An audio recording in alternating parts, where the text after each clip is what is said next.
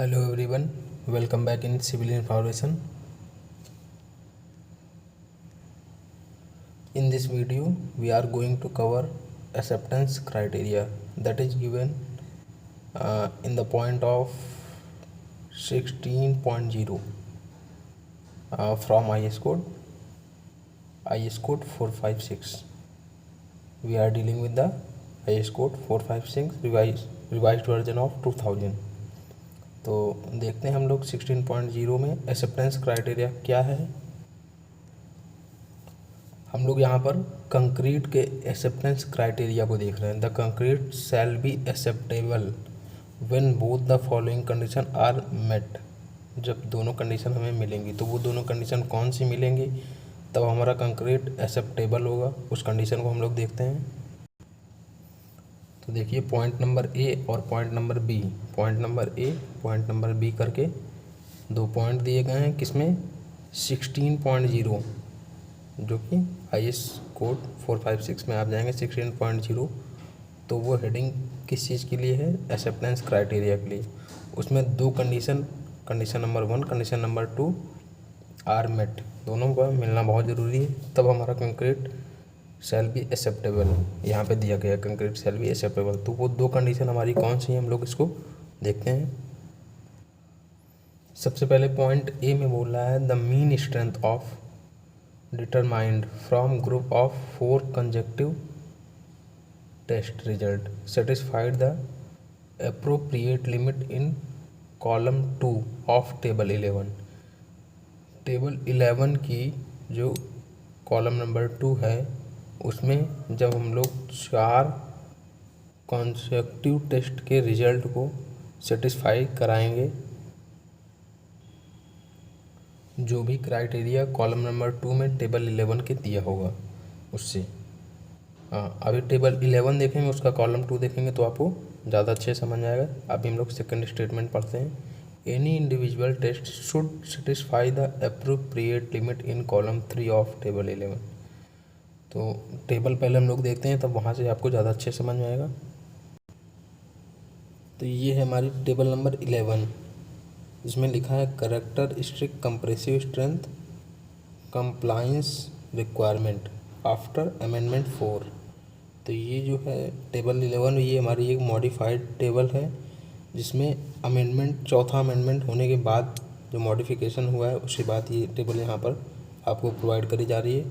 Amendment मतलब होता है संशोधन, चौथा संशोधन करने के बाद ये टेबल हमें यहाँ पे दी गई है। तो अब ये देखिए हमारा जो पॉइंट ए था वो बोला था the mean strength of determined from group of 4 consecutive test result satisfied the appropriate limit in column 2 of table 11।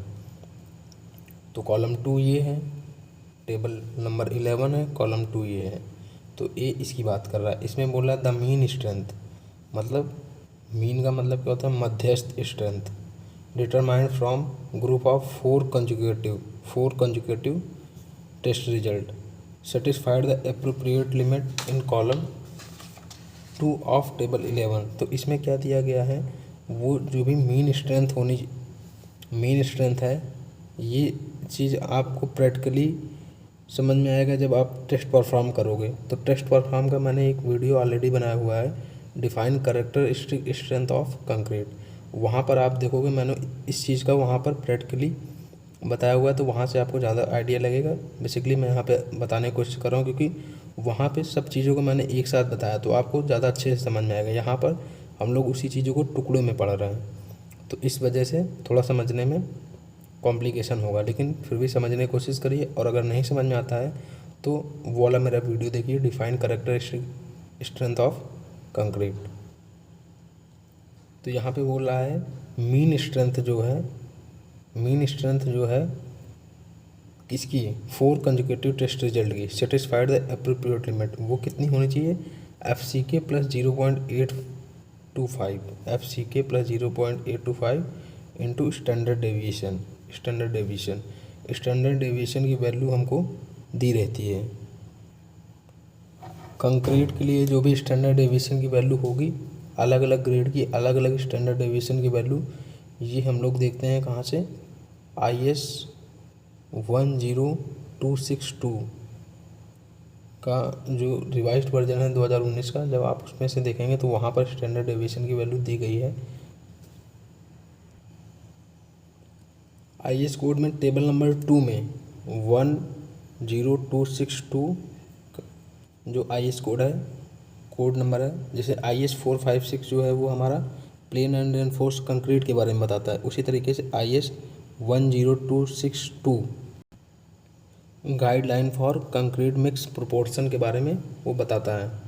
तो उस IS कोड के टेबल नंबर 2 में जब जाएंगे तो वहाँ पर स्टैंडर्ड डेविएशन को निकालने के कई तरीके बताए गए हैं। स्टैंडर्ड डेविएशन क्या होता है, और एक टेबल नंबर 2 में डायरेक्ट वैल्यू भी दी गई है। M10 से M15 के लिए स्टैंडर्ड डेविएशन की वैल्यू होती है 3.5, M20 से 25 के लिए होती है वैल्यू 4, और M30 से 60 के लिए वैल्यू होती है, M60 तक की वैल्यू होती है 5। मतलब डायरेक्ट ही आपको स्टैंडर्ड डेविएशन की वैल्यू ले लेनी है 3.5, 4, 5, और उसके बाद M65 से और M80 तक के बीच की स्टैंडर्ड डेविएशन की वैल्यू आपको डायरेक्ट 6 ले लेनी है। तो वहाँ से ये वैल्यू आप लोगे। और FCK +3, FCK तो आपको पता है कैरेक्टरिस्टिक स्ट्रेंथ ऑफ कंक्रीट है। तो जब ये वैल्यू और ये वैल्यू दोनों को कैलकुलेट करोगे, विच एवर इज ग्रेटर, जो भी इसमें से बड़ी होगी उस वैल्यू को आपको लेना है।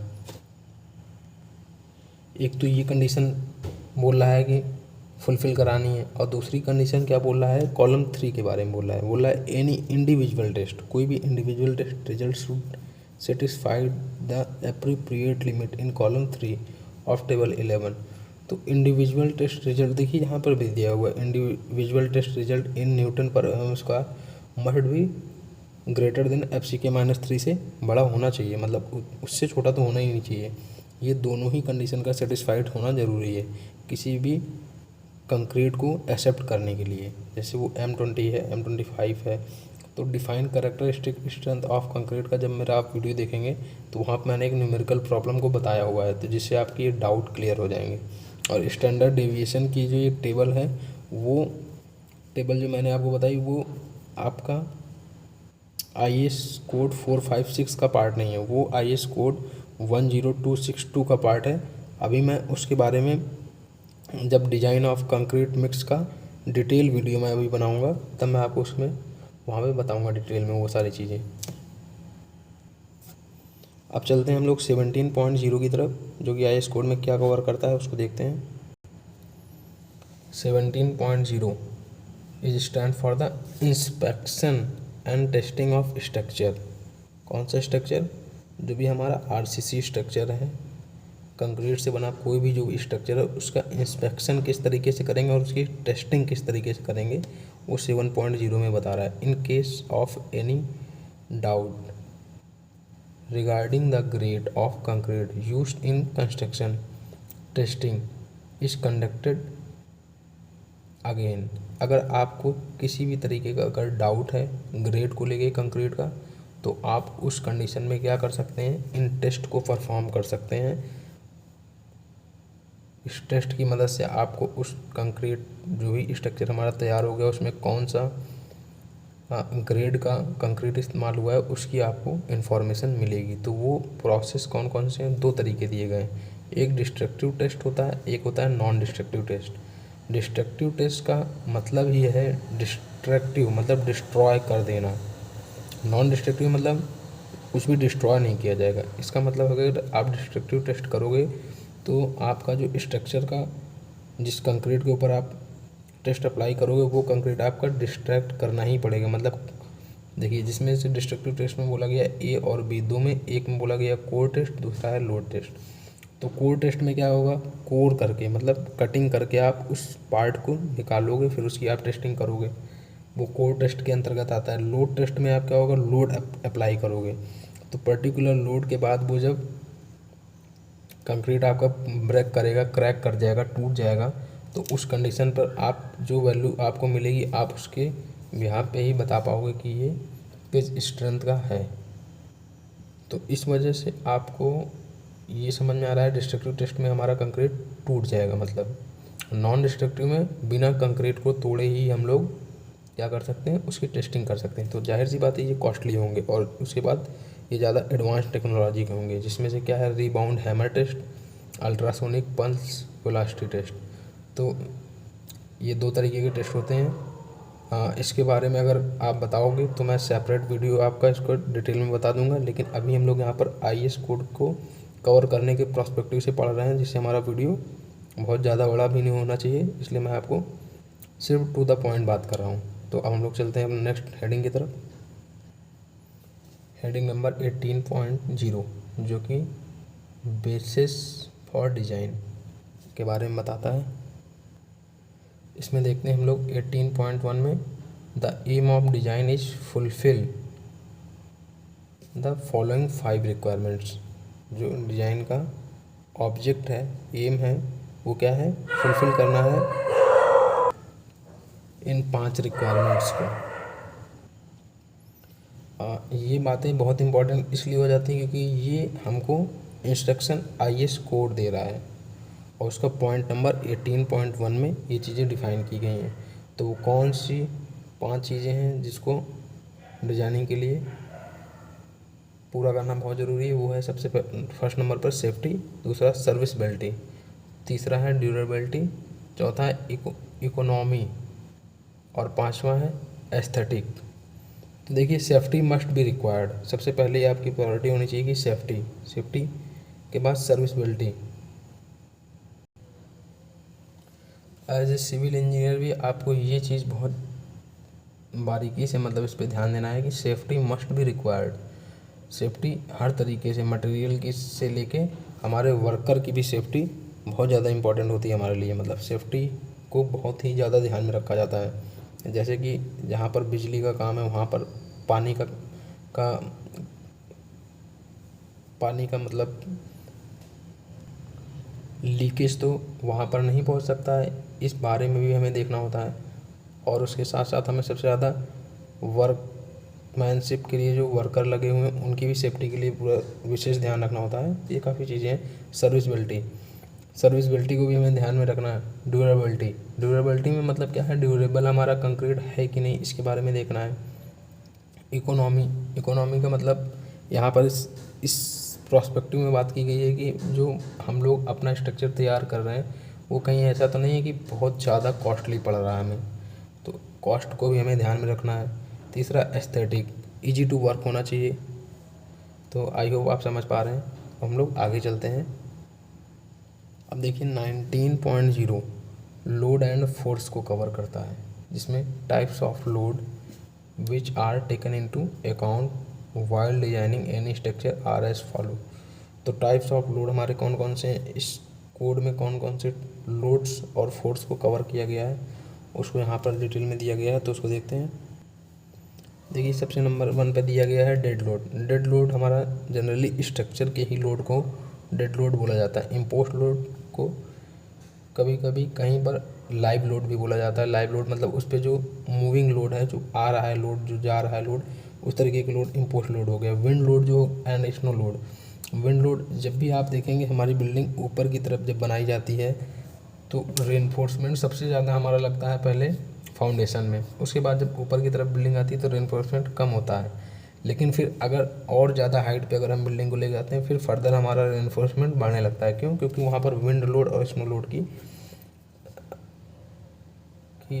बढ़ोतरी हो जाती है, एक तरीके से इंक्रीज करता है। इस वजह से उससे फाइट करने के लिए हमें यहाँ पर रेनफोर्समेंट बढ़ाना पड़ेगा। तो विंड लोड, स्नो लोड हमारा वहाँ पे बढ़ेगा। अर्थक्वेक लोड के लिए भी कहीं कहीं पर जहाँ पर अर्थक्वेक आते हैं ज़्यादातर वहाँ पर अर्थक्वेक लोड को भी कंसीडर करना पड़ेगा आपको। 5वें नंबर पर दिया है effect due to shrinkage, creep and temperature.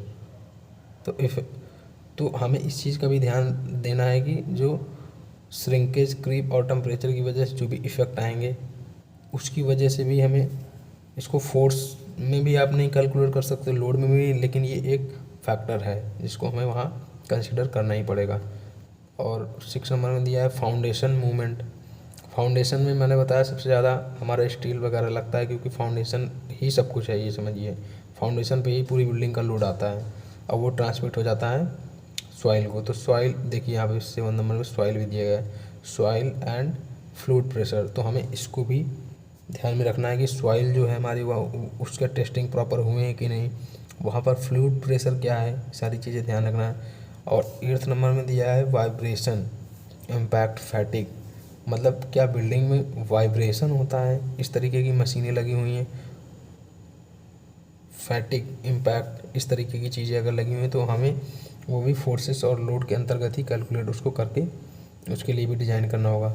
और सबसे लास्ट में दिया है इरेक्शन लोड। तो ये 9 प्रकार की बातों के यहाँ पर बात की गई है, जिसमें लोड और फोर्स में इतनी चीज़ें कवर करता है IS 456। अब देखिए 19.2.1 में जो स्टेटमेंट दिया गया है वो कवर करता है the unit weight of plane concrete and reinforced concrete.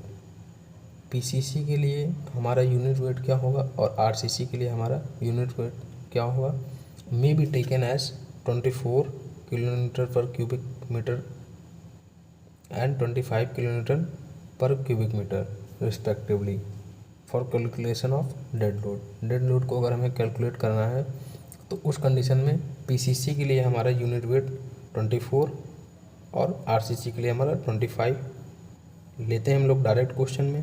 तो वो बात लिखी कहाँ पर है, वो बात लिखी है IS 456 के क्लाउज नंबर 19.2.1 में। इसको हम लोग क्लाउज भी पढ़ते हैं। अभी तक मैं आपको हेडिंग और पॉइंट बता रहा था बेसिकली टेक्निकल लैंग्वेज में। अब हम लोग आ जाते हैं क्योंकि काफ़ी दिन हो गया है। तो आप ये समझिए ये वैल्यू डायरेक्ट ली जाती है डेड लोड को कैलकुलेट करने के लिए 19.2.1 से। PCC के लिए 24 और RCC के लिए 25 kilo newton per cubic metre. अब 19.9 क्या बोलता है, देखिए design load is the load, design load is the load to be taken for design of any structural member in case of working stress method WSM। तो आपको यहाँ से समझ में आ रहा है design load is the load to be taken for design of any structural member in case of working stress method. तो डिजाइन लोड को हम लोग डायरेक्ट ही ले लेते हैं। डिजाइन लोड को design load is the load to be taken for design of any structural member in case of working stress method. अब देखिए आगे क्या बोला, इट इज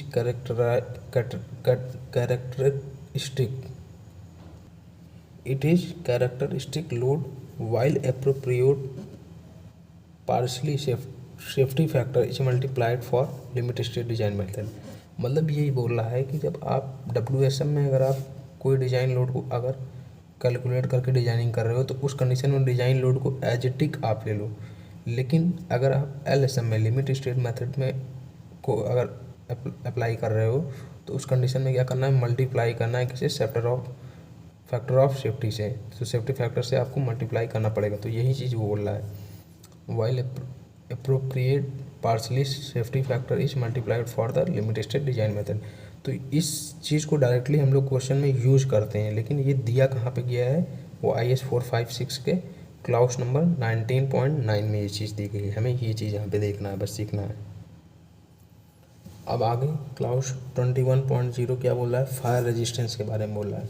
तो फायर रेजिस्टेंस के बारे में 21.0 क्लाउज हमारा IS 456 का कवर करता है, जो कि क्या बोलता है, a structure is made fire resistance by using suitable construction material providing appropriate cover to steel। measurement of fire resistance capacity of any structure is in terms of hours for which structure can behave satisfactorily।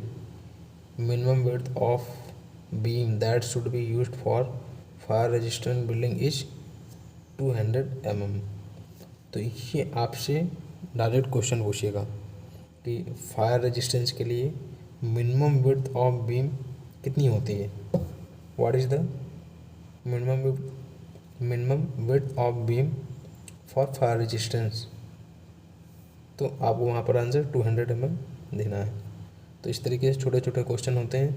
तो यहाँ पर fire resistance को ये point cover करता है, पूरी तरीके से नहीं लेकिन कुछ तरीके से।